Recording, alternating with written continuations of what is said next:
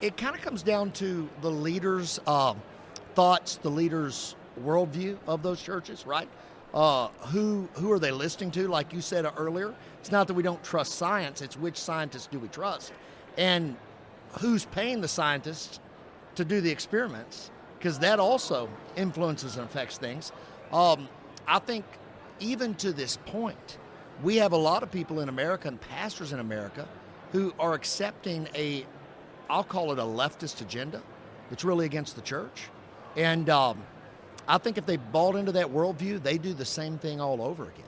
But other guys that look and see, wow, COVID does have like a 99.8% survival rate, right? Very hard, and it's real, very hard on the elderly. I've seen a lot of trouble with diabetics, right? We all have.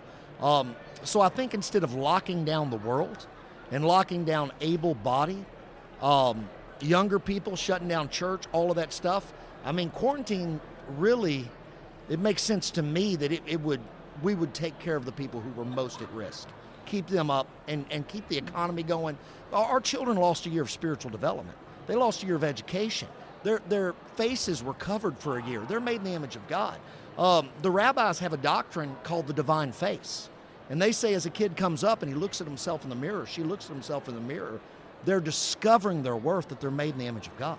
So I look back and say, what does a year of taking that away from a child as a pastor do for its development? So I would do everything different.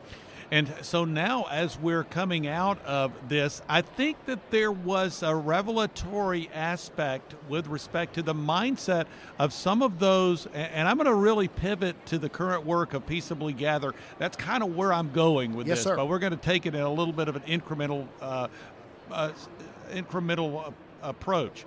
So this actually did expose some of the tendency of some people in leadership with respect to stripping or severely limiting the freedoms of Americans. So you've seen that. Let's take that specifically with respect to what you've observed over the last 18 months. How have you seen freedom really under challenge? Oh, well, I mean, obviously we saw it up close and personal in the church world.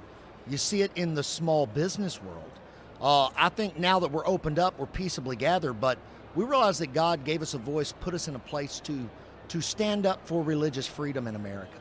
And there are new fronts and new fights that are coming to restrict people's personal liberty.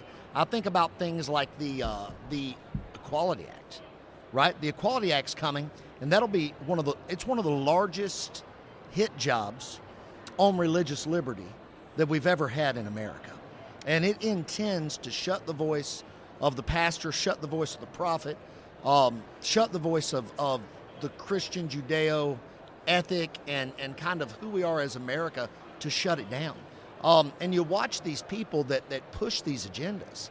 And really most of them, call it whatever you want to call it, I'd say it's a Marxist, it's a socialistic, communist, whatever you want to say, however you want to say that has totalitarian tendencies.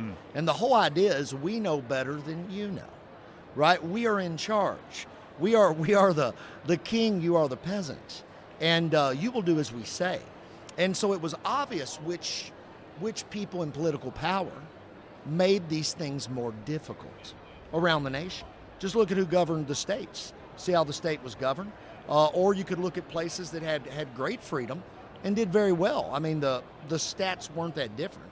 Where some of the harshest lockdowns and restrictions of freedom were also some of the highest death rates. So yeah, I think it's there. And as Christians, as concerned people who love America, I think we got to look, because things are coming. You look at our school systems right now. What's being taught and pushed into those school systems, with several of the things that are just horrific and will set races against each other long term. They'll set people against people with Christian worldview. We got a lot of things coming at us from the religious liberty front.